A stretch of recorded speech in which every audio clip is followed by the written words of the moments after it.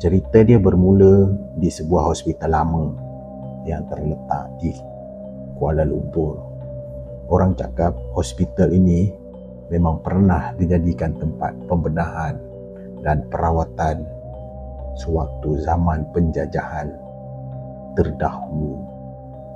Tapi kan ada satu kisah tentang seorang jururawat muda yang bernama Nora yang pernah bekerja di hospital tersebut. Di mananya tadi Nora ni kerap kali dia melihat satu entiti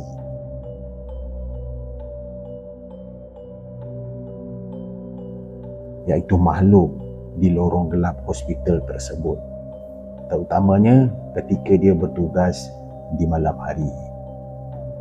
Makhluk itu dia menyerupai seorang wanita juga berpakaian jururawat lama, dengan wajahnya yang pucat, dengan matanya yang kosong. Dan pada mulanya Nora cuba abaikan, dia buat tak tahu je.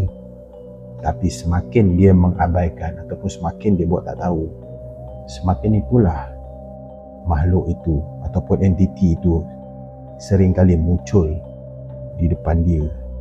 Dan sampailah di satu malam tu ketika Nora ditugaskan di bilik ICU, dan dia ternampak lagi entiti wanita tersebut berdiri di sebelah tempat tidur seorang pesakit yang betul-betul tenat.